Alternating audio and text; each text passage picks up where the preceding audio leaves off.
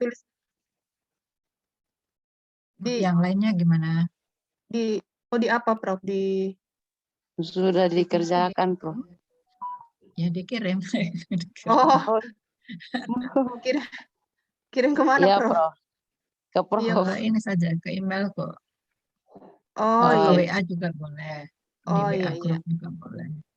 Nah, ini kan kita atau belum punya dikumpul grup Prof, ya. satu file nanti saya dikirim satu Boleh ke juga. Prof. Lebih bagus Nah, lagi supaya iya, semua supaya tidak bisa. terpisah Prof. Oh iya. Oke. Jadi untuk kan ini sudah masuk pertemuan ke-7 ya. Ke-6 kok enggak salah Prof ya? 6, Kalau Prof.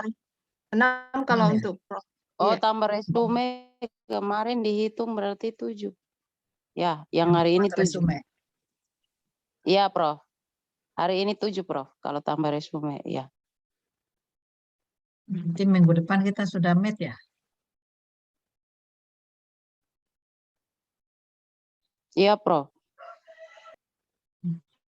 Baik. Pak Ardiansa gimana? Sudah buat juga resume?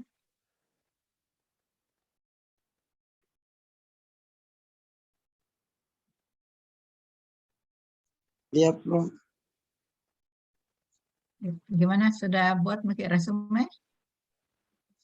Sudah, Prof. Ya, kalau ada yang perlu ditanyakan atau ada yang kurang jelas, silakan ditanyakan di sini ya, supaya nanti apa itu nilainya bisa maksimal. Iya, Prof. Jadi yang saya kasih itu kemarin itu kan salah satu bahan bacaan. Tapi Bapak Ibu tentunya bisa menambah di luar dari apa yang sudah saya berikan untuk memperkaya ya tugas yang sudah saya berikan. Jadi silakan misalnya mengambil lagi dari jurnal atau dari buku lain, itu enggak masalah. Jadi lebih banyak pustakanya itu nilainya tentunya akan lebih baik. Oke. Nah, hari ini saya mau lanjut dulu sedikit tentang masih di rekayasa. Ini kaitannya dengan kultur jaringan ya.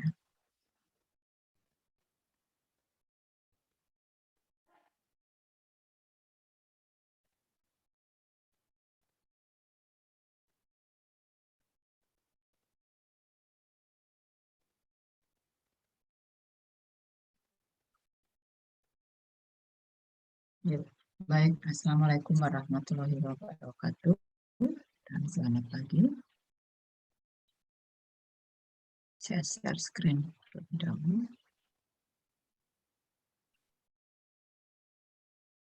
Apakah sudah terlihat? Sudah, Prof. Oke, baik. Ya, minggu yang lalu kan kita berbicara tentang rekayasa genetik, kemudian proses transfer, ada yang langsung, ada yang tidak langsung. Kemudian yang secara langsung itu kan menggunakan protoplas ya, masih ingat ya, ada yang pakai kalus, ada yang pakai protoplas. Jadi protoplas itu memang bisa kita ambil, tetapi prosesnya lumayan rumit karena membutuhkan ketelitian dan juga protoplas ini sangat-sangat rapuh. Sehingga untuk dipipet pun itu nggak bisa, dia akan pecah. Nah, untuk mengisolasi protoplas, kita bisa mengambil langsung dari tanaman yang sudah jadi, ataukah juga melalui tanaman yang masih di dalam kultur. Jadi itu tidak masalah. Prosesnya bisa dilakukan baik secara mekanik dengan menggunakan pincet, kemudian dibantu dengan enzim, ataukah dengan metode yang lain. Nah, seperti kita lihat di sini bahwa protoplas ya yang telah diisolasi itu digambarkan sebagai suatu sel telanjang atau naked cell karena dinding selnya telah dihilangkan baik secara mekanis maupun secara kimiawi. Jadi kalau ingin mencoba mengisolasi protoplas, adik-adik bisa mengambil daun, kemudian pakai pinset itu dikupas epidermisnya pelan-pelan, tapi itu sangat rumit ya. Kemudian nanti dibantu dengan penggunaan enzim, nanti kita lihat di sini. Jadi yang ingin saya tekankan, kenapa sih dalam proses transfer gen ataupun di dalam proses rekayasa genetik kita selalu mengkaitkannya dengan kultur jaringan. Kita pakai protoplas di dalam proses transfer karena memang tadi dikatakan bahwa satu protoplas itu sama dengan satu sel tunggal. Ya, sehingga nanti betul-betul dari satu sel itu yang kemudian direkayasa, dia bisa mengambil gen, kemudian nanti bisa dikembangkan menjadi tanaman yang utuh. Nah, selain itu, protoplas juga dapat difusikan untuk menghasilkan tanaman hibrid yang tidak dapat dihasilkan melalui metode konvensional. Jadi sebagai contoh, ada beberapa tanaman yang kalau dikawinkan melalui proses penyerbukan, itu dia nggak akan menghasilkan embrio. Bentar ya.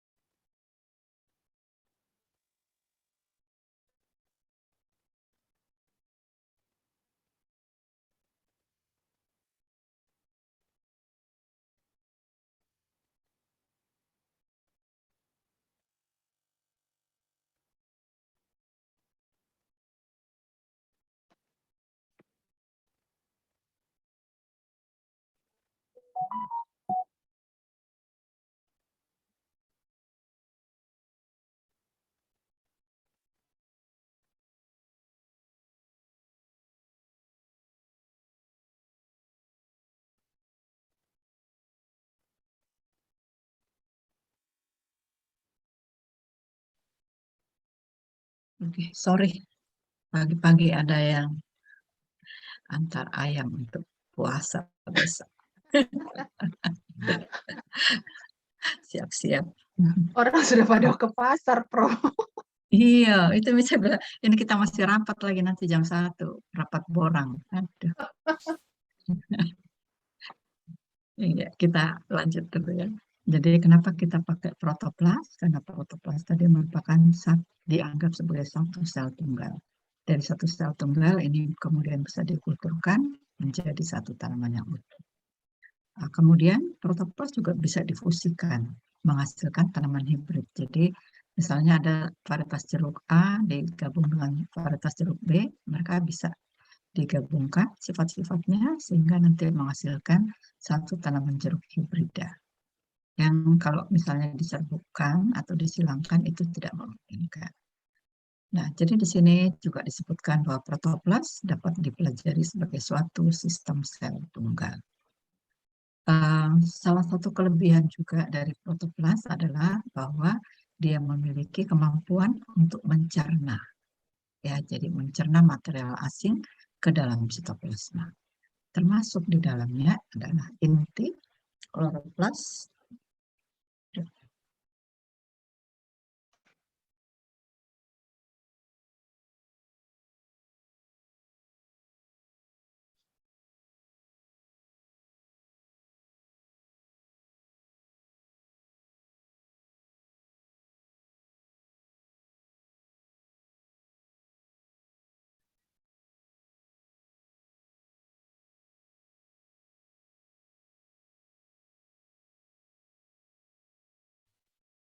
ya, jadi dia dapat mencerna material asing ke dalam sitoplasmanya, termasuk inti, kloroplas, mitokondria, plasmid, DNA, bakteri, dan virus.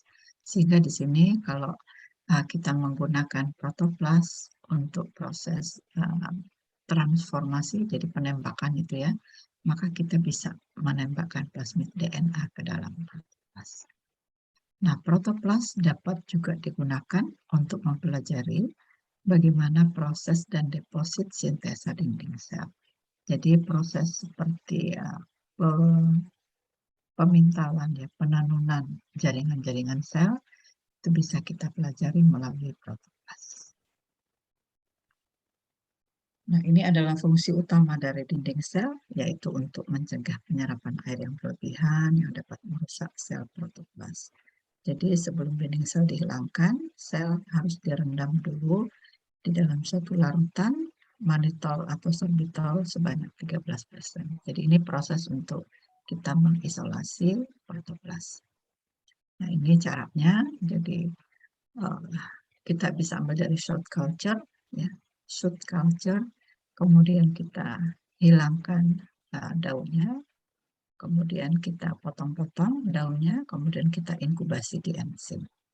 Nah, tentunya dengan inkubasi di enzim, maka protoplas ini akan kemudian keluar dari sel, kemudian kita bisa sentrifugasi, dan protoplas bisa siap untuk dipanen. Jadi prosesnya kurang lebih seperti itu, tetapi sebetulnya ini agak rumit. Jadi ada teman satu lab saya dulu, itu kerjanya memang mengisolasi protoplas, dan itu selalu mengalami kegagalan karena protoplasnya rusak. Ya, jadi ini juga disebutkan kita bisa mengambil tanamannya dari tissue culture, ataukah dari greenhouse atau dari lapangan. Bisa juga dari kalus. Saya kira ini tidak perlu kita jelaskan lebih lanjut. Ini adalah teknis, ya, teknis pelaksanaan untuk mengisolasi protoplas. Jadi kira-kira seperti ini, ya. Jadi setelah kita sentrifugasi, kemudian nanti kita suspensikan, diambil lagi pelletnya, dicuci lagi, kemudian nanti kita outletting. Jadi disebar di media kultur, kemudian nanti dia akan bisa tumbuh. Karena prosesnya ini melibatkan enzim dan juga proses fisik, tentunya tidak semua protoplas itu akan tetap vital. Banyak dari protoplas ternyata kemudian rusak dan mati, sehingga tidak bisa kita lanjutkan di dalam proses kultur jaringan. Untuk mengecek apakah protoplas ini masih viable, kita bisa lakukan proses pewarnaan. Jadi pewarnaannya namanya fluorescence diacetat. Dengan cara ini maka dia bisa mengakumulasi bagian dalam dari plasma lemma dari protoplas yang masih viable. Nah, kalau yang sehat atau viable itu warnanya berpendar di bawah mikroskop ultraviolet. Jadi tentunya ini yang nantinya kita ambil. So, kita juga bisa menghitung. Jadi menghitung berapa sih protoplas yang sudah berhasil kita isolasi. Nah, proses perhitungannya sama kalau kita menghitung cendawan, ya, sporanya, atau kalau menghitung bakteri, kita gunakan hemositometer. Nah, jadi di sini dikatakan bahwa protoplas akan gagal untuk membelah jika kita sebar pada konsentrasi 1/10 dari 5 kali 10 pangkat 4. Jadi yang paling bagus itu kalau dia 50.000. Nah, kemudian protoplas yang berhasil tumbuh itu bisa kita amati. Jadi setelah 4 hari akan terlihat protoplas sudah mulai membelah. Kemudian pada saat protoplas bisa membentuk dinding sel, maka akan terjadi pembelahan dan membentuk kalus.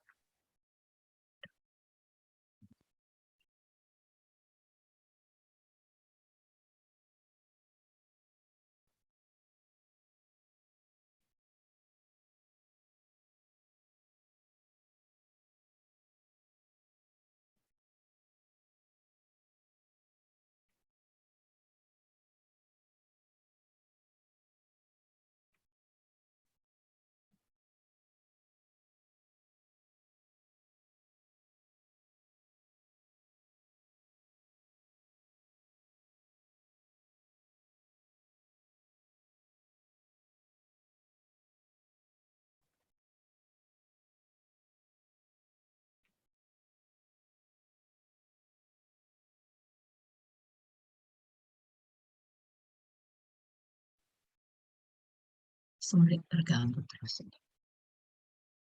Oke, jadi ini kita bisa melihat bagaimana proses protoplas mulai membelah menjadi dua, kemudian nanti dia akan berkembang ya menjadi kalus. Nah, kalau sudah jadi kalus, ini kita bisa subkultur beberapa kali. Lalu kalau kalusnya ini dikembangkan, maka akan menjadi embrio, kemudian menjadi ataukah berkembang secara organogenesis setelah kurang lebih 1 bulan. Nah, embrioid atau organ selanjutnya dapat tumbuh seperti yang lainnya menjadi lamellet. Nah, jadi seperti ini. Ini adalah proses isolasi dari protoplas dari daun dengan menggunakan enzim. Terus akan keluar ataukah kita ambil dari kalus. Nah, ini kemudian bisa kita campur. Kemudian antar kalus protoplas dari kalus dan protoplas dari daun. Ini kalau kita campur, maka kemungkinannya juga akan bisa terjadi fusi sehingga terjadi proses penggabungan sifat. Ya, ini kalau dari kalus putih, umpamakan aja ya putih, kemudian ini dari daun hijau, kemudian ini kalau mereka kemudian hibrid, jadi terjadi kombinasi antara putih dan hijau, ini kemudian nanti akan dikembangkan.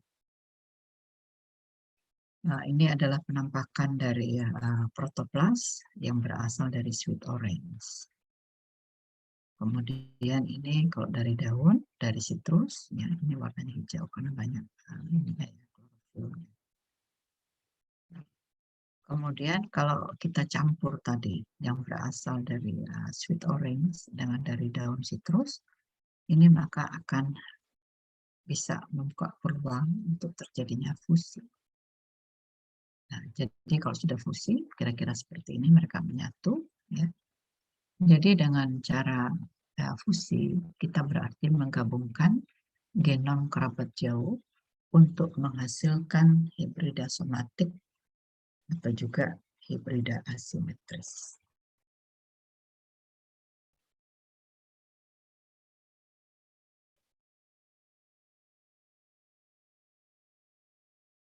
Nah, kita juga bisa melakukan melalui proses fusi tadi, kita melakukan pengalihan CMS atau cytoplasmic male sterilicity atau dikatakan juga sebagai mandul jantan sitoplasmik. Nah, tentunya dengan proses ini kita juga bisa menggunakan protoplas ini sebagai sumber bahan untuk proses transformasi genetik. Ini saya kira kita bisa lewatkan. Ya, jadi ini saya ingin memberikan gambaran bagaimana terjadinya fusi protoplas. Ini kalau sudah terjadi fusi, sudah menyatu. Setelah itu kemudian tentunya kita kulturkan. Jadi apa bedanya fusi protoplas dibandingkan kalau rekayasa? Tentunya kalau rekayasa kita hanya mengintroduksi satu atau beberapa gen ke dalam satu spesies. Tapi kalau fusi protoplas maka di sini kombinasi 2 genom komplit. Karena semua kan di dalam protoplas itu kan digambarkan sebagai satu sel tunggal. Berarti semua resep atau semua sumber gen itu ada di dalam. Nah, ini kalau kemudian disatukan, maka kita mendapatkan hibrid yang memiliki 2 genom yang komplit. Nah, ini juga merupakan salah satu cara untuk merakit tanaman yang bersifat alopoliploidi. Bisa juga digunakan untuk transfer genom secara parsial. Jadi pertukaran satu atau beberapa sifat di antara spesies. Nah, kadangkala kita tidak perlu juga membutuhkan radiasi ion. Nah, ini yang kita sudah bahas bahwa protoplas juga digunakan dalam proses rekayasa genetik melalui teknik mikroinjeksi, elektroforasi, ataukah secara tidak langsung dengan menggunakan agrobakterium. Protoplast juga bisa digunakan untuk proses transfer organel. Transfer organel apa? Transfer organel yang unik melalui fusi protoplast. Ataukah juga digunakan dalam transfer mitokondria dan atau kloroplas di antara spesies yang berbeda. Nah, ini adalah gambaran kalau kita misalnya melakukan fusi dari dua protoplas yang berbeda secara genetik. Ini yang warna biru, ini yang warna kuning. Di mana yang segitiga itu adalah kloroplas, yang dia seperti berlian, ini adalah kloroplas, dan yang heksagonal ini yang punya. Ini adalah nukleus. Jadi kalau dia fusi, kalau semuanya menyatu, maka ini namanya heterokarion. Kemudian dari heterokarion ini akan menghasilkan 4 peluang. Peluangnya itu bisa hybrid, berarti di sini hanya bagian sitoplasmik saja yang kombinasi, ya. Contohnya yang ini, kloroplas dan mitokondria.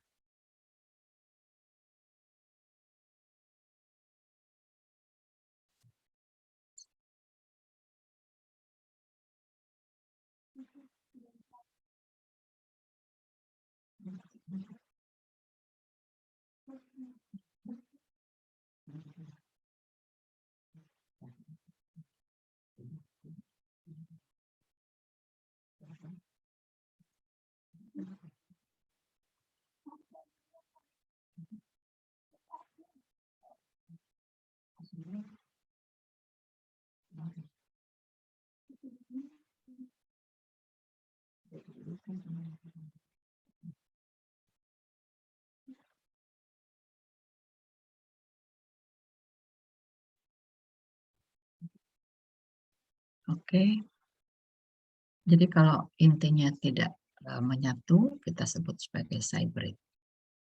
Sedangkan kalau intinya itu yang menyatu, maka itu yang kita sebut dengan hybrid. Jadi di sini dari heterokarion ada 4 kemungkinan, kita bisa dapat 2 kombinasi hybrid dan 2 kombinasi hybrid. Ini saya kira aplikasinya tentunya ya, selain untuk mikropropagasi, fusi protoplast, kita juga bisa untuk metabolit sekunder, juga yang terakhir tentunya untuk proses rekayasa genetik.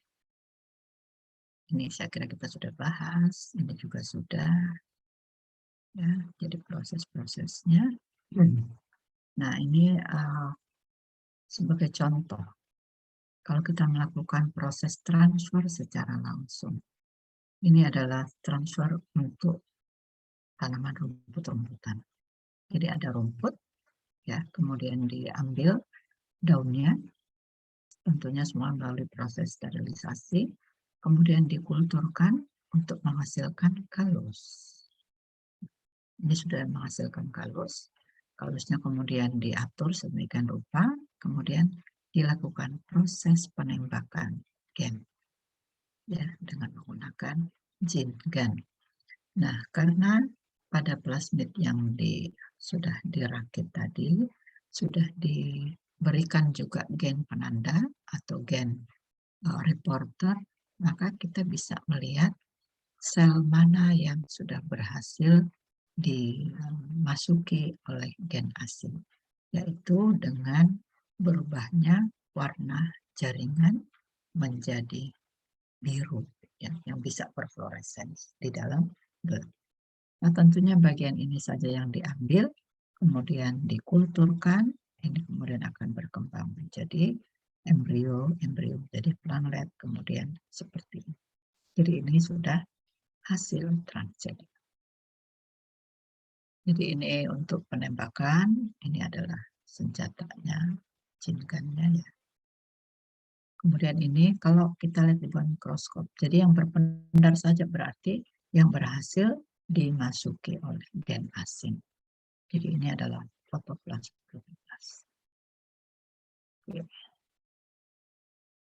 Jadi kita bayangkan kalau transfer gen secara langsung itu agak ribet karena semuanya kan harus dalam kondisi steril. Berarti ini perangkat ada di dalam lab harus kita jaga supaya steril. Kemudian juga di sini ada semacam rangkaian seperti laminar airflow mini, di mana disitulah diletakkan tas. Ini juga seperti itu. Jadi kalau di Indonesia kayaknya agak sulit karena kontaminannya itu sangat tinggi sekali. Nah, ini yang portable, bisa dibawa-bawa. Kemudian juga di sini kita bisa melihat bahwa kalau ditembakin pakai gene gun ataukah juga melalui mikroinjeksi tentunya terjadi luka ya. Tidak ada bukaan-bukaan yang menyebabkan nanti proses perkembangan tanaman itu menjadi terhambat. Nah, ini kita lihat. Jadi sel-sel itu memancarkan cahaya di mana menjadi penanda bahwa disitulah ada plasmid yang membawa gen asing yang kita tembakkan. Ini adalah penemunya, John Sanford. Ini adalah silikon CRISPR. Ini kalau kita pakai mikroinjeksi. Jadi kecil sekali ya. Jadi tingginya itu 50 mikrometer. 0,000 mm. Kecil sekali. Nah, ini yang sudah berhasil ditusuk. Ya. Kemudian kita sudah belajar tentang bakterium, bagaimana dia bisa membawa plasmid yang di dalamnya berisi gen yang akan kita masukkan ke tanaman.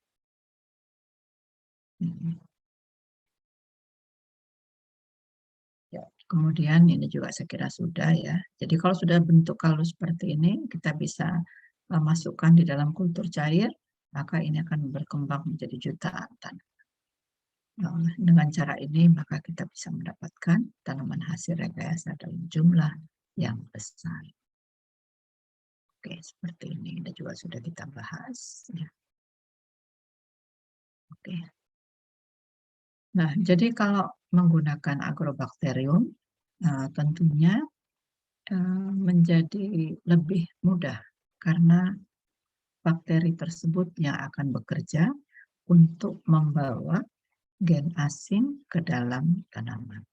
Nah, sekarang pertanyaannya adalah, bisa nggak sih kita melakukan proses transfer itu tidak harus seperti yang tadi lewat kloroplas atau lewat kalus, itu terbalik dari tanaman kemudian nanti kita kulturkan. Jadi itu memungkinkan. Sebagai contoh di sini daun ya, kita sterilisasi permukaan semuanya secara aseptik, kita potong-potong, kita rendam pada larutan suspensi agrobakterium. Kemudian kita inkubasi, kemudian kita kulturkan untuk dikaluskan, dan ini akan berkembang menjadi kalus. Kemudian nanti kita seleksi mana yang membawa gen asing dan mana yang tidak. Kemudian kita lanjut lagi dengan proses kultur jaringan. Nah, ini juga salah satu cara, yaitu dengan agroinfiltration. Jadi kita infiltrasi, kita suntikkan ke dalam daun. Kemudian daun itu nanti yang kita potong-potong. Jadi enggak seperti yang tadi, kalau ini kan dipotong-potong dulu ya, baru direndam di suspensi. Kalau ini sebaliknya. Jadi tanaman yang utuh tentunya, kemudian daunnya itu yang kita infiltrasi, kita injeksi dengan suspensi agrobakterium, kemudian daunnya inilah yang kita gunting-gunting, kemudian kita kulturkan. Jadi dengan cara ini kita bisa melihat bahwa oh, daun ini semuanya full terinfiltrasi oleh agrobakterium, yang ini tidak. Ya. Jadi prosesnya sama dengan kalau kita melakukan proses inokulasi, ya, inokulasi bakteri pada daun, yaitu menggunakan siringe, jarum suntik tapi nggak pakai jarum. Jadi hanya tanpa jarum itu yang kita suntikkan masuk, kemudian nanti cairan akan menyebar ke seluruh permukaan daun. Sampai di sini bisa dipahami ya? Bisa, Prof. Oke. Nah, ini hasil infiltrasi. Jadi kalau dilihat di bawah mikroskop, tentunya semua yang berpendar berarti berhasil diinfiltrasi. Ini gambarnya. Yang lainnya ternyata tidak berinfiltrasi. Nah, oke. Kemudian ini dia coba menginfiltrasi hanya bagian huruf T saja. Ya. Di sini yang dia berikan, kemudian dilihat di mikroskop, betul-betul hanya T saja yang berpendar, yang lainnya tidak. Berarti yang bagian T inilah yang kita gunting, kemudian kita kulturkan menjadi kalus. Kemudian ini, kalau dia berkembang jadi kalus, kemudian menjadi pelandet, kita bisa melihat bahwa proses penyebaran atau distribusi gen di dalam tanaman itu ternyata tersebar secara merata, mulai dari akar sampai batang sampai urat-urat daun, ya, tapi bukan di lamina. Sampai di sini ada yang ingin ditanyakan, silakan.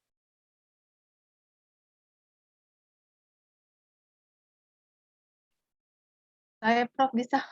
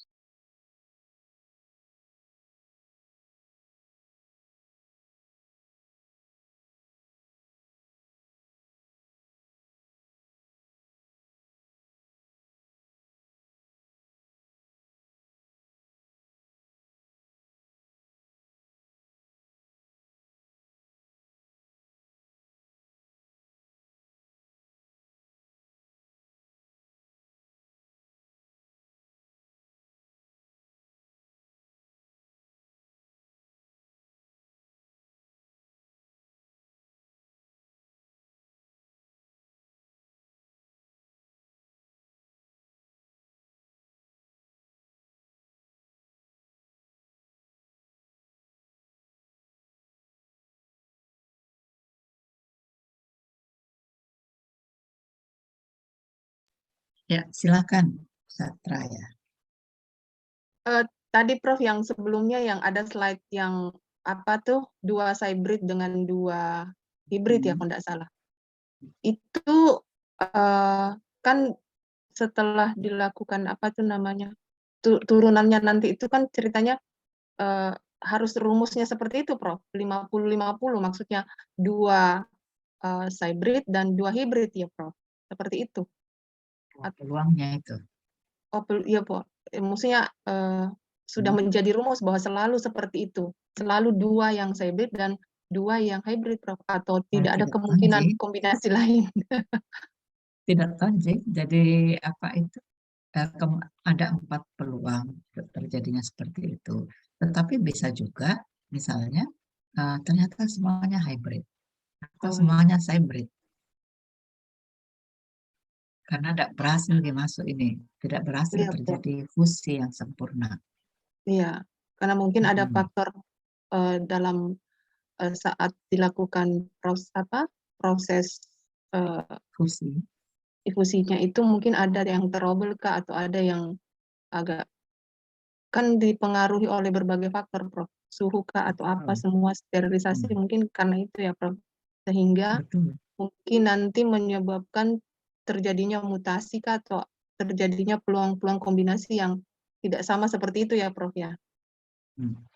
Iya, jadi kan kita tadi itu menggabungkan 2 protoplas dengan genom yang berbeda.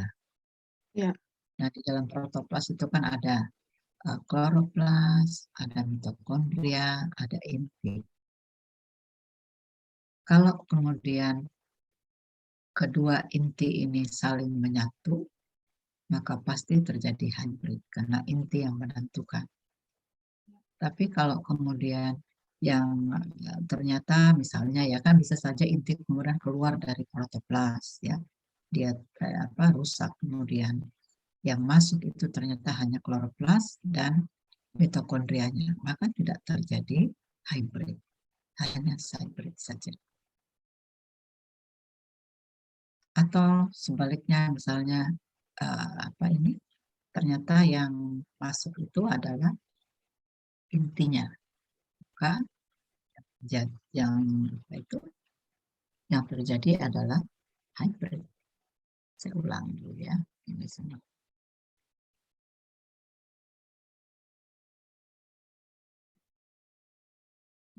Ya, jadi seperti ini. Ini secara teoriknya gitu ya. Jadi contoh, ini ada protoplas. Protoplas ini memiliki sifat yaitu dia resisten terhadap penyakit. Yang satunya protoplas dari sel kultur. Nah, ini kita mau buat dia supaya tahan seperti yang ini. Maka ini di mix. Terjadi fusi protoplas. Untuk proses fusi kita bisa membantu atau mengenhance ya, meningkatkan peluangnya supaya bisa fusi dengan memberikan polyethylene glikol dan juga ion kalsium yang tinggi. Sehingga nanti akan terjadi proses aglutinasi dan pelekatan. Kalau ini kemudian saling melekat, kemudian menyatu, maka terjadilah tadi heterokarion. Berarti ini ada fusi. Nah, tentunya setelah terjadi heterokarion seperti ini, yang berikutnya adalah proses mitosis. Pembelahan sel. Nah, pembelahan sel di sini akan memiliki 3 peluang kalau yang ini. Yaitu karena ini kan 2 hitam, 2 putih. Bisa saja terjadi pembelahan itu putih saja. Itu pembelahan itu kemudian menghasilkan hitam. Dan yang satu adalah yang hibrid, yaitu menghasilkan hitam dan putih. Ini yang hibrid. Kalau di dalam pemeliharaan ada rumusnya ya 131. Kita masih ingat? Lupa, Bro. Kalau pemeliharaan. Iya, jadi itu menghasilkan turunan-turunan. Ada yang hybrid, ada yang hybrid, ataukah yang kayak gini ya, sinkarion dengan hybrid itu 121 kalau nggak salah. 21, Prof. Kan 131 kayak. 21 ya. Iya. Nah, jadi yang tadi itu ini.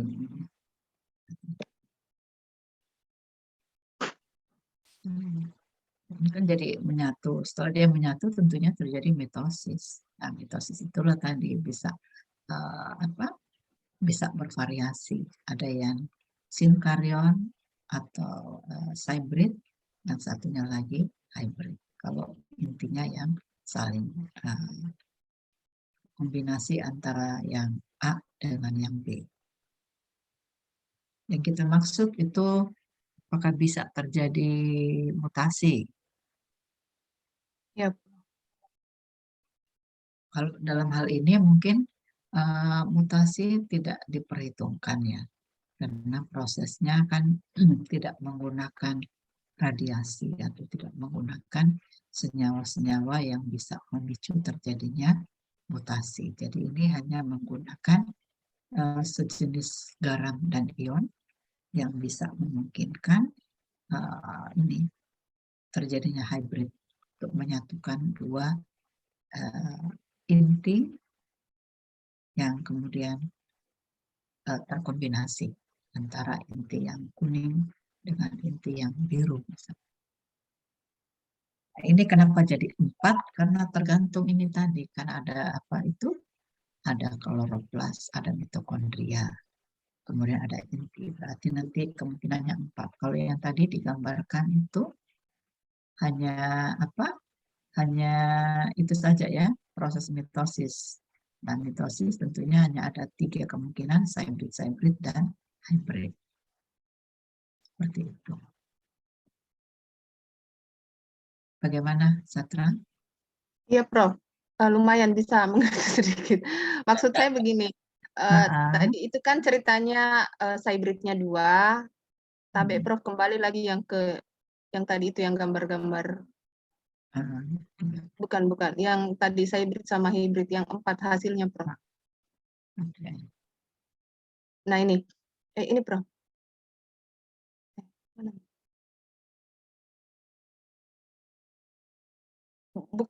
Yang tadi, ya ini Prof.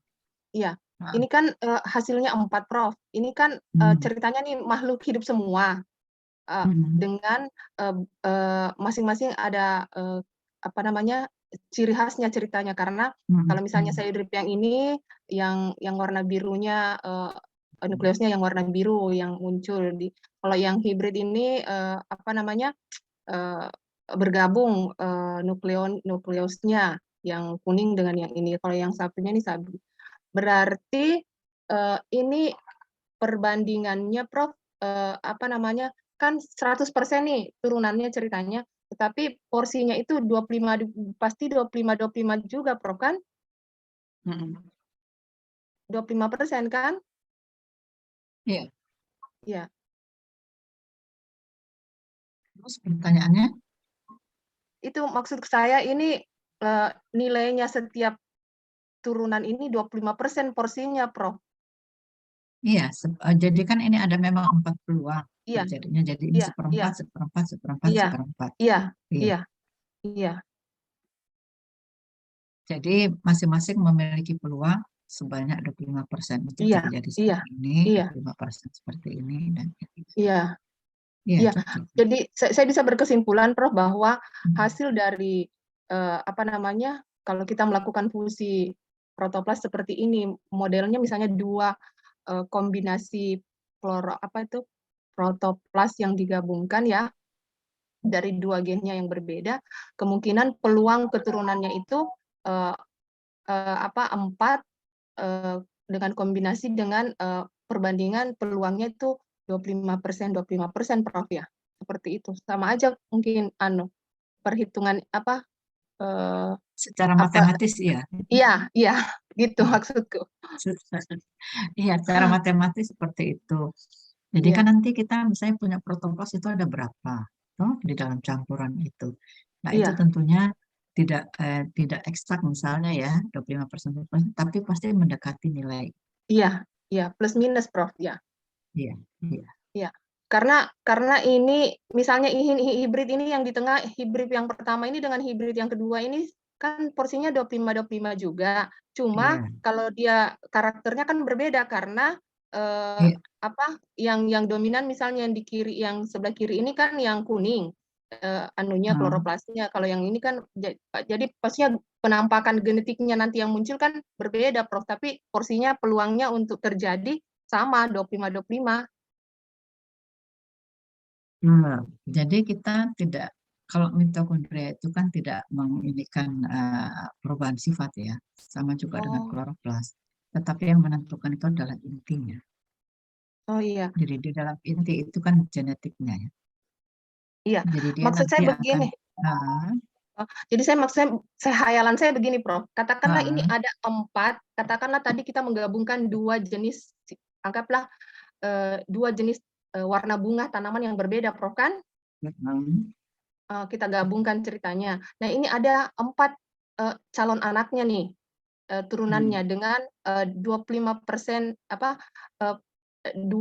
macam dia punya keturunan yang masing-masing berbeda secara genetik, dan penampakannya juga pasti berbeda karena berbeda genetiknya. Seperti itu kan, Prof?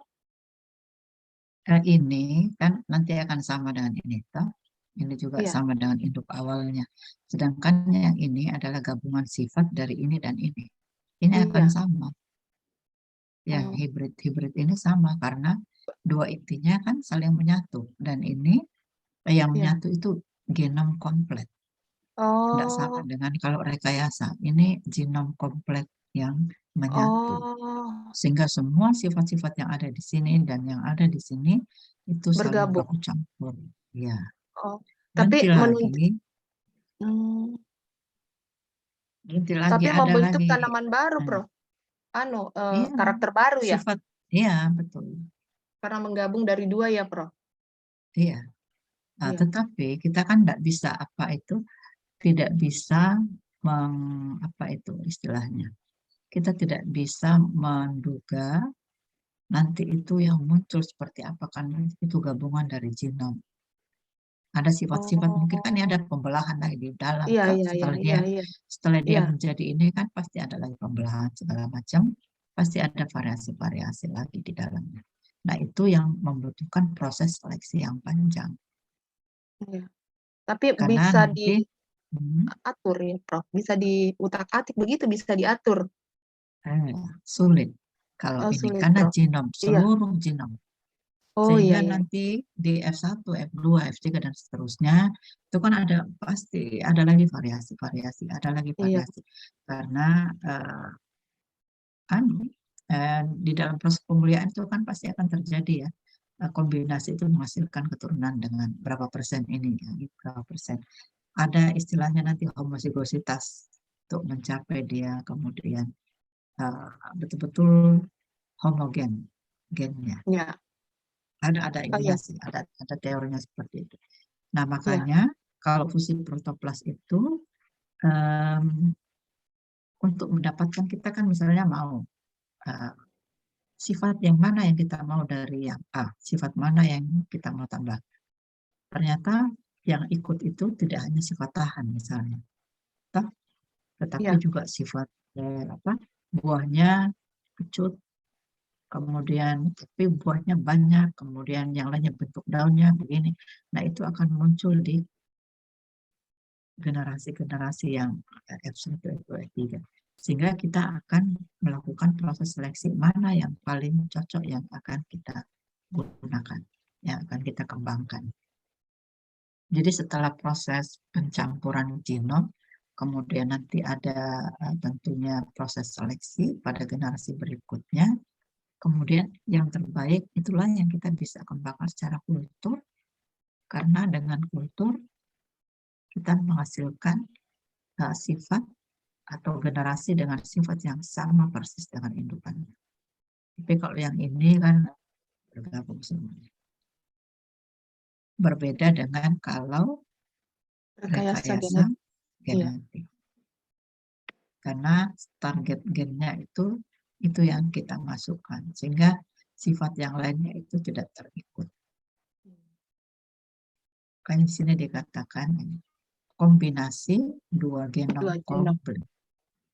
Nah, ini sangat rumit karena sifat baik maupun sifat yang nggak baik kan terikut semua di dalam. Sehingga ini disebut juga cara lain untuk merakit allopolyploidy.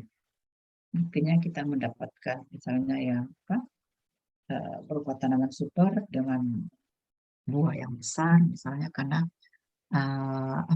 genomnya tadi kan menjadi, kromosomnya itu menjadi banyak gitu, jumlah kromosom.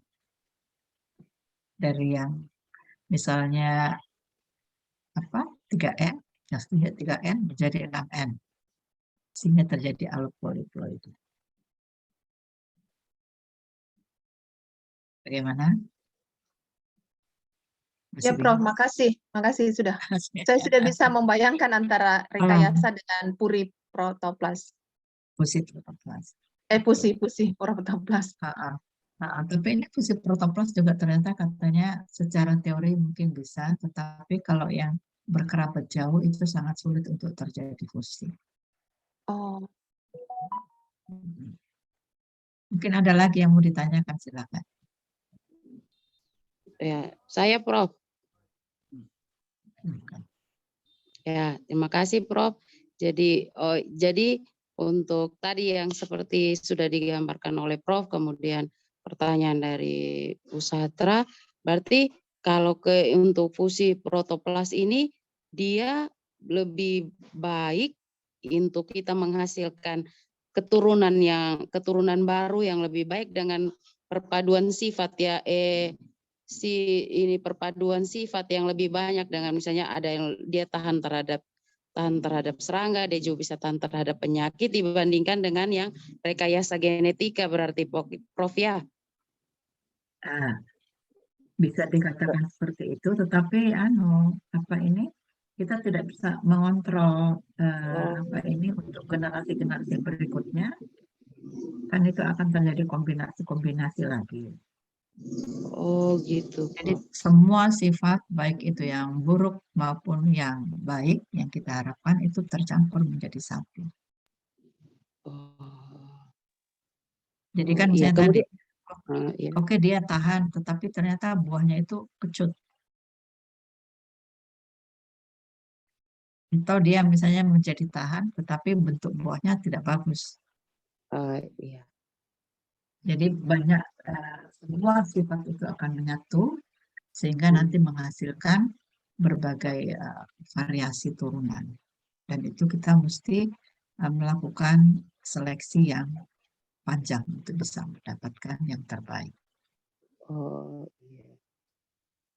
Kemudian Prof untuk tadi tahapannya tadi Prof yang untuk prosesnya untuk sampai pada pembentukan kalus kan itu tadi ada yang bisa secara langsung yang kita ambil dari potongan daun, helaian daun, kemudian potongan kita suspensi, kemudian sampai penghasilan kalus dan bisa juga yang kita melakukan melalui penyuntikan secara langsung pada daun.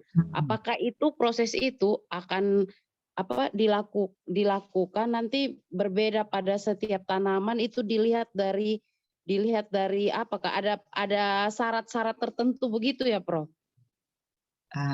Oke. Iya, jadi kalau pada tanaman sih sebetulnya kan berdasarkan sifatotipotensi itu kan dari bagian manapun dia akan bisa berkembang menjadi satu tanaman yang utuh. Nah, apakah kita misalnya tadi semua tanaman bisa lewat daun? Sebetulnya secara prinsip bisa, tetapi ada juga beberapa tanaman tertentu itu sulit untuk dikaluskan karena keberadaan senyawa-senyawa tertentu, misalnya taninnya tinggi, sehingga kalau kita kulturkan ini sulit sekali untuk berkembang. Nah, cara lain yaitu dengan melalui bunganya atau melalui embrionya. Nah, nanti kita akan lihat, saya akan jelaskan setelah itu. Iya, terima kasih. Jadi Prof. selain di daun tadi ya, ini kan tadi Agrobacterium kita sudah memperoleh satu terobosan yang besar bahwa dengan menggunakan bakteri ini luka yang ditimbulkan akibat penembakan itu tidak terjadi. Kemudian juga prosesnya ini terjadi secara alami sehingga tanaman yang dihasilkan itu juga persentase keberhasilan untuk subculture ini menjadi sangat baik. Ya, dibandingkan kalau tadi yang ditembak, mikroinjeksi, elektroporasi, dan lain sebagainya. Itu bisa saja berhasil, tetapi begitu dikultur, tidak berkembang, karena protoplasnya luka, atau kalusnya yang luka. Nah, di sini contohnya kan, dari beberapa daun, ini ternyata yang hijau-hijau ini yang berhasil, yang putih ini berarti tidak berhasil masuk itu plasmid yang berasal dari Agrobacterium. Nah, ini infiltrasi. Jadi proses infiltrasi ini lebih memungkinkan untuk berhasil dibandingkan yang tadi. Kenapa? Karena kalau yang ini ternyata tidak semuanya kan, tidak semuanya berhasil dimasuki. Tapi kalau kita infiltrasi, nah ini dari hasil infiltrasi, kemudian disinari UV, seluruh daun ini berhasil. Berarti ini yang kita potong-potong semuanya, kemudian kita kultur. Kemudian tidak akan jadi kalus. Nah, ini juga prosesnya lebih simpel dibandingkan yang tadi. Nah, yang lainnya lagi adalah ini kita bisa melalui proses pada pembungaan, sehingga nanti bijinya yang langsung kita yang kita panen, kemudian dari biji itu yang kemudian kita kulturkan. Jadi di sini ada percobaan ini dengan menggunakan Arabidopsis thaliana. Ini merupakan salah satu tanaman memang yang sering digunakan di dalam untuk pemodelan. Jadi pada saat dia berbunga, ini bunganya sudah matang, sudah mau menghasilkan biji. Nah, ini kemudian disungkup ya supaya tanahnya tidak ikut, kemudian dibalik, direndam di dalam larutan Agrobacterium tumefaciens selama beberapa saat. Ya, kemudian kalau sudah diambil, tiriskan, kemudian nanti si tanaman ini disungkup dengan plastik. Ini bertujuan agar supaya proses penyerbukan dari serangga atau yang lainnya itu tidak terjadi, sehingga dia aman, kemudian ditunggu sampai menghasilkan biji. Ya.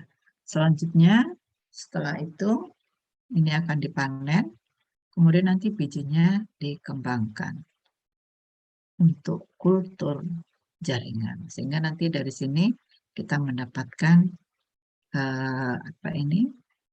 tanaman hasil rekayasa. Tapi tentunya juga di sini yang tidak disebutkan itu adalah proses seleksi. Jadi tentunya bisa dilakukan dengan melihat tadi pakai sinar ultraviolet, apakah semuanya biji itu memancarkan cahaya atau tidak, ataukah dengan cara menanam pada media yang mengandung antibiotik, kemudian nanti dicek kalau yang tumbuh berarti dia tahan, berarti dia membawa gen yang berasal dari Agrobacterium. Nah, itu yang kemudian diambil dan diperbanyak. Di sini kita sudah bisa melihat ini berkembang menjadi kalus. Nah, kemudian ini kalau bijinya dipanen, kemudian ditanam kembali, kemudian setelah itu kita bisa melakukan ekstraksi pada daun kecambah dari tanaman-tanaman tadi hasil transformasi, kemudian dilakukan proses PCR untuk melihat apakah gen yang dibawa oleh si bakteri tadi itu atau berada ya pada plantlet yang kita tanam. Nah, kemudian juga di sini bisa dilihat vektornya juga apakah membawa atau tidak. Jadi dari bakterinya itu apakah juga dia membawa gen asing tersebut. Nah, ini semuanya bisa diikuti. Kita juga bisa melihat kestabilan dari gen yang dibawa tadi melalui proses penanaman di F1, F2, dan seterusnya sampai berapa generasi, kemudian kita ekstraksi dan kita lakukan PCR untuk melihat masih terekspresi, masih ada gennya. Karena transformasi genetik ini tentunya juga ada batasan-batasan bahwa pada generasi tertentu kalau sudah ditanam beberapa kali pasti gen yang kita insert tadi itu bisa saja kemudian sudah tidak terlalu terekspresi, sehingga tanaman tersebut tidak lagi menampakkan sifat yang kita harapkan. Oke, nah ini juga salah satu contoh bagaimana proses transformasi gen dengan menggunakan biji. Jadi di sini padi kita ambil tentunya benih yang sudah matang, kemudian dari biji ini kita induksi menjadi kalus, kemudian kita tumbuhkan di subculture untuk mendapatkan embrio, kemudian ini kita campur dengan cairan Agrobacterium. Setelah itu kita lakukan proses seleksi, mana yang berhasil dimasuki ya oleh si agrobakterium, ini yang kita ambil. Kemudian dari sini tentunya seleksi lagi menggunakan antibiotik, ada higromycin, cetotaxim atau vancomycin, yang hidup saja yang diambil. Nah, ini kemudian nanti yang akan kita kembangkan. Jadi ditransfer ke fresh medium, kemudian nanti terjadi maturasi, regenerasi menjadi plantlet, dan kita dapatkan tanaman padi transgenik. Jadi proses ringkasnya secara in vitro seperti itu. Jadi kita tidak perlu menggunakan peralatan-peralatan yang seperti yang di awal-awal, tetapi kita cukup menggunakan tadi suspensi dari agrobakterium. Oke, sampai di sini ada yang ingin ditanyakan, silakan. Saya Prof. Ya. Ya. Silakan. Terima kasih banyak Prof kesempatannya. Jadi yang mau saya tanyakan, apa tuh, kan kalau kita bicara peluang karakter yang dihasilkan, karakter yang kita inginkan yang dihasilkan, tentu lebih besar peluangnya pada penggunaan agrobakterium ini ya Prof, karena di plasmidnya itu kan sudah kita rekayasa gen yang kita inginkan dibandingkan kalau melalui metode fusi protoplas yang mana kita tahu bahwa di fusi protoplas itu semua genomnya ikut melebur. Jadi peluang karakter yang kita inginkan itu lebih banyak dari proses rekayasa melalui agrobakterium ya Prof. Kemudian yang kedua Prof, agrobakterium tadi bisa selain setelah melalui rekayasa di plasmidnya, kemudian ada proses transfer melalui infiltrasi ataupun melalui perendaman. Nah, itu kan kalau mekanisme melengketnya agrobakterium pada sel tanaman yang secara alami itu terjadi apabila tanaman itu mengalami luka, Prof. Nah, pada proses infiltrasi dan perendaman suspensi ini, apakah memungkinkan terjadi sementara kalus ataupun bagian tanaman tertentu yang kita rendam itu tidak dilukai lebih dulu, begitu Prof. Kemudian yang ketiga lagi Prof, untuk fusi protoplas, untuk fusi protoplas itu kan pada saat setelah terjadi fusi bermitosis, kapan terbentuk lagi dinding sel, Prof? Kapan terbentuknya lagi dinding sel? Apakah sebelum menjadi kalus atau bagaimana itu, Prof? Karena tentu akan ada fase dari protoplas itu membentuk lagi dinding sel, itu kapan pembentukannya lagi, Prof? Ya, terima kasih, Prof. Baik, ya jadi tadi saya memperlihatkan teori fusi protoplas itu sebetulnya adalah proses pemuliaan secara konvensional. Ya, jadi sebetulnya kan kalau kita ingin mendapatkan tanaman hybrid dengan sifat tertentu, bisa dilakukan melalui persilangan seperti biasa. Jadi kita melakukan penyerbukan silang, kemudian nanti dari situ kalau menghasilkan biji, nanti bijinya dipanen semuanya, ditanam lagi, kita lihat mana dari keturunannya itu yang menghasilkan karakter yang sesuai dengan yang kita harapkan. Nah, tetapi batasan hambatan di dalam proses persilangan secara konvensional itu adalah tidak semua tanaman itu kompatibel kalau kita melakukan persilangan. Jadi ada beberapa tanaman-tanaman tertentu walaupun dia berkerabat dekat, misalnya jeruk tadi ya, sweet orange dengan citrus, kalau kita silangkan pasti tidak jadi biji, tidak menghasilkan buah karena gugur duluan. Istilahnya itu aborsi. Sehingga para peneliti kemudian mencoba cara yang lain, yaitu dengan fusi protoplas.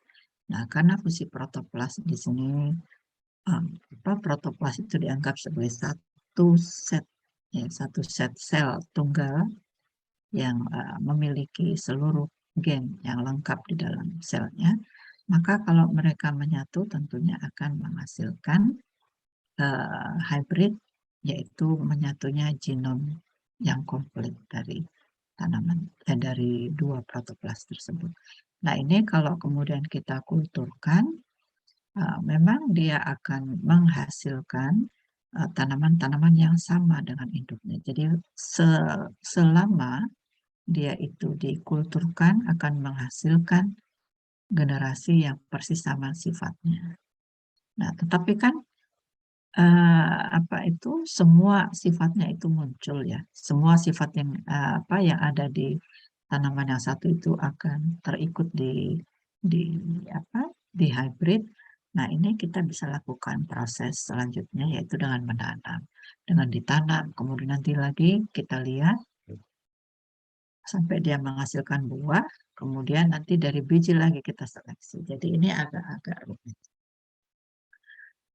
Nah, kalau yang pertanyaan berikutnya tadi, proses transfer gen menggunakan agrobakterium, secara alami dia memang masuk melalui luka. Jadi kalau kita infiltrasi tentunya kita tidak perlu lagi melalui perlukaan karena kita yang memasukkan langsung ke dalam sel, sehingga bakterium akan langsung ya berada di dalam dan tidak perlu susah-susah lagi mencari luka. Kalau yang pakai perendaman tentunya itu kan daunnya kita potong-potong, berarti di situ ada luka, ada tempat masuk, sehingga dia masuk. Nah, bagaimana dengan yang kalus ya? Nah, kalus itu juga karena merupakan satu sel yang masih telanjang gitu ya istilahnya itu, sehingga dengan mudah juga dimasuki oleh si bakterium atau protoplas. Nah, itu akan naked cell. Nah, kapan dia berkembang membentuk dinding sel dan lain sebagainya. Kemudian saya ada gambarnya di sini perkembangannya.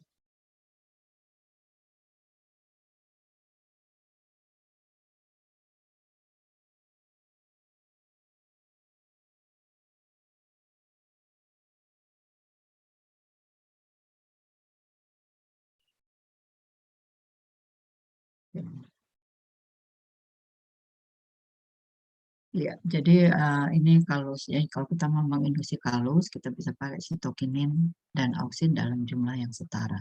Ini akan memicu proliferasi dari massa sel yang belum terorganisir yang disebut dengan kalus. Nah, tentunya di sini ada cara-caranya ya. Nah, kalau kita sudah dapat kalus, kita bisa perbanyak sebanyak-banyaknya dengan cara kultur suspensi sel. Jadi potongan kalus dikocok, masukkan di media cair, maka mereka akan pecah. Melalui suspensi lebih mudah dihasilkan kalus dalam jumlah yang besar. Ini sudah jutaan ini di dalam. Nah, tentunya juga setelah itu kita bisa melakukan subculture.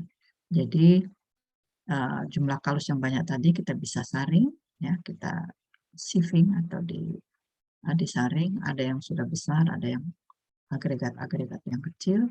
Ini kemudian kita akan outplate, jadi disebar pada media. Tentunya nggak boleh juga terlalu banyak, karena kalau terlalu banyak pasti nggak optimal perkembangan kalus untuk menjadi embrio. Di sini kita lihat produksi embrio dari sel somatik atau sel non-germ biasanya melalui kalus. Nah, jadi ini prosesnya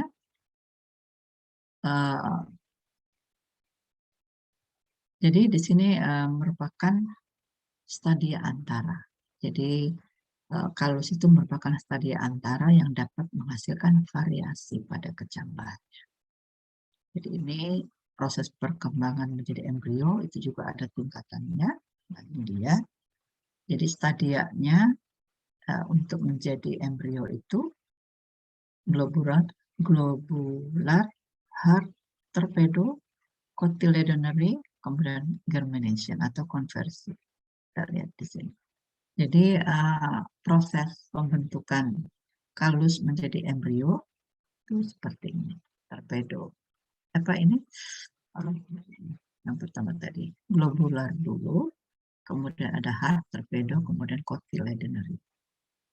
Nah, di sini kita bisa melihat ya bahwa dengan melalui kalus tadi kita bisa menghasilkan planglet melalui proses somatic embryogenesis atau organogenesis untuk memperoleh tanaman bebas virus atau sebagai sumber protoplas atau untuk menghasilkan metabolit sekunder atau untuk seleksi dari seleksi sel dari lini tanaman yang memiliki sifat menguntungkan seperti penyakit tahan penyakit, toleran, herbisida dan seterusnya.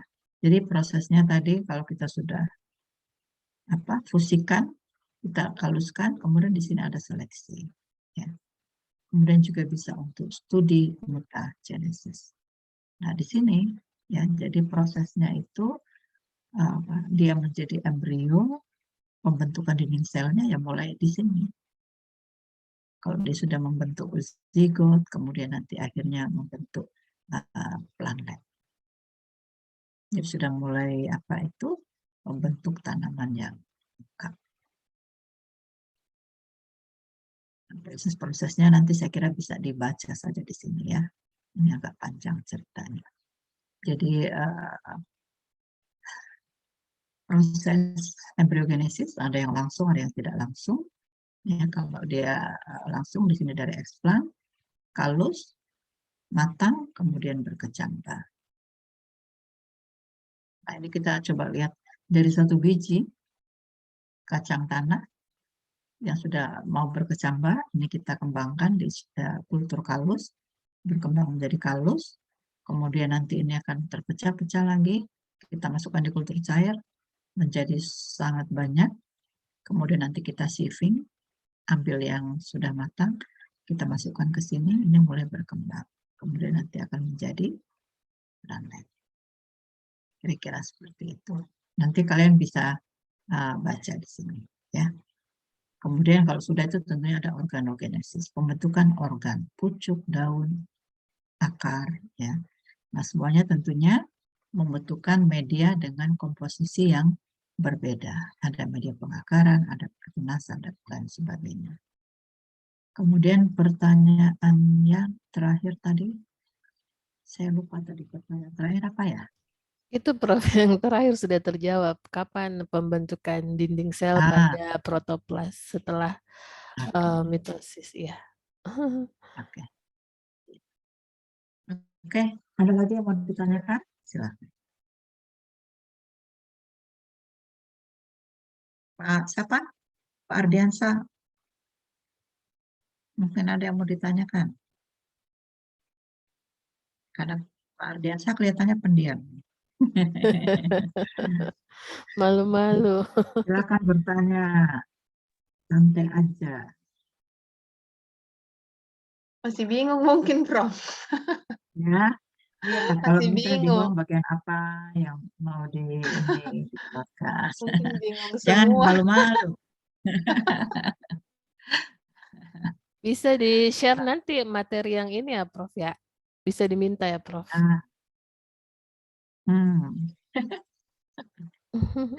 Ini sebetulnya apa itu ya istilahnya ya? Hibrid. Nanti karena buatnya lama banget kalau yang ini. Enggak sih. Jadi saya menggabung-gabungkan dari beberapa beberapa sumber kemudian nanti diinikan. Nanti saya coba inikan. Ya karena besar sekali sih anunya. Oh iya, Prof. Untuk filenya nanti PDF-kan dulu ya, kemudian nanti saya share untuk tujuan pembelajaran nggak masalah. Iya, Prof. Terima kasih, Prof. Oke, jadi saya kira itu dulu ya untuk hari ini. Sebetulnya tadi saya juga ingin menyambung dengan itu teknik dasar PCR dan konsep-konsep untuk deteksi dini gitu ya. Tapi mungkin minggu depan aja kita lanjutkan. Baik, Prof. Ya. Saya kira itu dulu ya untuk hari ini. terima kasih atas perhatiannya. Saya juga mengucapkan mohon maaf lahir dan batin.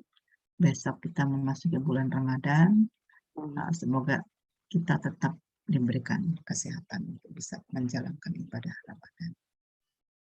Baik, Prof. Mohon maaf lahir dan batin juga, Prof. Sama-sama.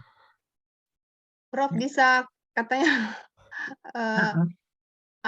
tugas ini Prof bisa diperpanjang waktunya sedikit soalnya belum nggak apa-apa belum ya. banyak bisa lah. jurnalnya Prof. Heeh. Soalnya Ardi kemarin belum ini agak terlambat dia ini. Baru dia review, Prof, belum ditambah Iya, dengan jadi masih butuh referensi waktu lain. untuk referensi Referensi. lain tambahannya. Iya, nggak Iya. apa-apa. Jadi Oh iya, sampai Prof. minggu depan kita masih ketemu kan. Iya, Oh, iya. Prof. Oke deh, kalau begitu saya akhiri dengan ucapan alhamdulillahirrahmanirrahim. Wassalamualaikum warahmatullahi wabarakatuh. Waalaikumsalam. Waalaikumsalam warahmatullahi wabarakatuh. Sehat-sehat Ki, Prof. Terima kasih banyak, Prof. Sama-sama. Iya, Prof. Iya, suaminya Ibu Sil kemarin katanya baru sadar, Prof. Iya kok dong, sudah 1 bulan Iya. lebih di rumah sakit. Iya. Saya pikir sakit apa begitu, dia bilang baru kemarin sadar. Saya bilang, aduh Prof. Sedih Iya kok dong, kurasa. apa? Iya, padahal orangnya kan sehat sekali, suka naik sepeda, baru dijaga sekali. Itulah katanya dia bilang, ini kita juga nggak bisa terlalu menjaga gitu istilahnya. Nggak makan ini, ininya diatur. Ternyata tubuh kita itu juga punya sistem. Iya. Jadi itu yang diagnosisnya itu adalah kekurangan elektrolit. Oh. Berarti Jadi harus garam gitu loh. Ion, Jadi ya. ion, sehingga menyebabkan reaksi saraf itu menjadi tidak lancar. sama suaminya teman kami Bu dulu. Mungkin terlalu diet garam ya. Itu Iya. juga. Jadi padahal diatur sekali terus rajin sekali olahraga, makanya beras merah, pokoknya begitu-begitu. Begitu ini ternyata kenapa kayak semua orang nggak kenal dia waktu kasih kawin anaknya. Oh, Dikira nggak ada itu, padahal ada. Nah itu dia kelihatan gemuk sekali. Jadi Oh. ini pipinya gitu jadi cabai. Terus pokoknya beda mukanya. Saya saja bicara-bicara kan dengan ibu-ibu gitu yang lain. Terus saya bisik-bisik Bu Mel, siapa itu di sebelahnya Bu Vin? Mirip. Iya, semua tamu-tamu yang lain juga bilang. Malah Pak Untung itu bilang gini, tanya saya, Bu Sil, ada apa dia dengan Pak Rifai? Nah, kenapa Pak Untung? Kenapa acara penting ini orang Bapak Tuada baru dia tidak hadir. Padahal Iya. ada di situ. Karena Kasihan. berubah. Jadi itu cairan tubuhnya itu menumpuk. Menumpuk. Ya. Iya. Jadi akhirnya dari lutut itu katanya keluar juga cairan. Jadi itu yang dipompa. Setelah itu memang tidak sadar. Iya. Terus sempat juga kena positif COVID. Terakhir Iya. lagi katanya stroke. Ya, kalau sudah di rumah sakit. Iya, macam-macam ya, Prof. Iya. Ya, mudah-mudahan ini. Ya, sehat-sehat semua. Iya, Sehat-sehat Prof. Kita juga. Iya, Prof. Ya, saya pamit dulu ya. Iya, Prof. Iya, Makasih Prof. banyak. Terima kasih banyak. Terima kasih.